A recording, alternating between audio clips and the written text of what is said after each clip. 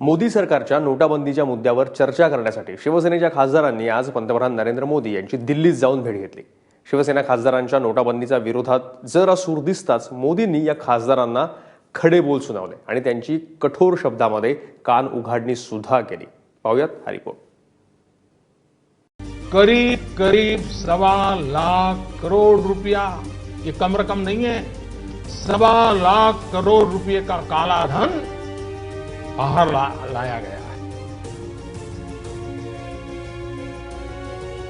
आता कोणतरी म्हणते हा काळ्या पैशासाठी मोठा सर्जिकल स्ट्राईक आहे, पण हा सर्जिकल स्ट्राईक जर जनतेला त्रासदायक होणार असेल तर सर्वसामान्य जनता जो सर्जिकल स्ट्राईक करेल तो या सरकारला मान्य।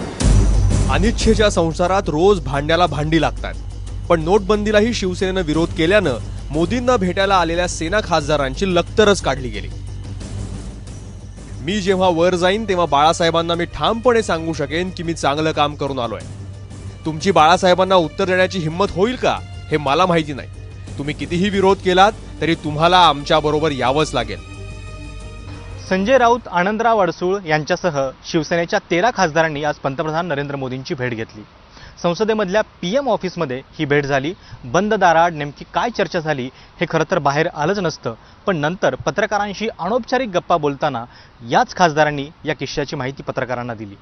पहिल्या प्रथम मी त्यांना धन्यवाद देतो की बाळासाहेबांच्या बद्दल आपल्या मनात आदर आहे, परंतु आज सर्वसामान्यांचे जे प्रश्न आहेत, सर्वसामान्यांना जे प्रश्न भेडसावत आहेत त्या प्रश्नांची उत्तरं देशाचे पंतप्रधान म्हणून सर्वसामान्य माणूस आपल्याकडे मागतो आहे। कृपा करून त्या प्रश्नाची उत्तरं आज आम्हाला सगळ्यांना अपेक्षित आहे, तर ती जर का त्यांना मिळाली आणि सर्वसामान्य माणसाला त्याचं जीवन जर का सुरळीत पुन्हा सुरू झालं तर बाळासाहेबांना सुद्धा जास्त मोठा आनंद होईल। एकीकडे उद्धव ठाकरे काळ्या पैशाविरोधात असल्याचंही जाहीर करतात आणि दुसरीकडे नोटाबंदीला विरोधही करतात।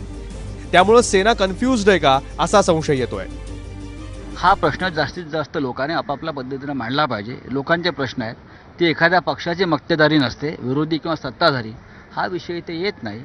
आम्हाला जे करायचं आहे ते आम्ही राष्ट्रपतींना भेटून सांगितलं आहे, आज प्रधानमंत्र्यांना भेटून सांगितलेलं आहे। परत वेळ पडली आणि परत एकदा प्रधानमंत्र्यांना भेटू।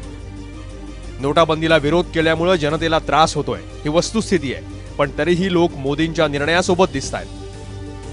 कारण काळा पैसेवाल्यांवर झालेला हल्ला, मग तरीही उद्धव मोदींवर हल्लाबोल का करतायत? जिल्हा बँकांमधून काळ्याचं पांढरं होण्याची दाट शक्यता आहे, मग तरीही उद्धव पारदर्शीपणाच्या विरोधात का बोलतायत? याचं उत्तर मात्र मिळत नाहीये। प्रशांत कदमसह ब्युरो रिपोर्ट, एबीपी माझा, नवी दिल्ली।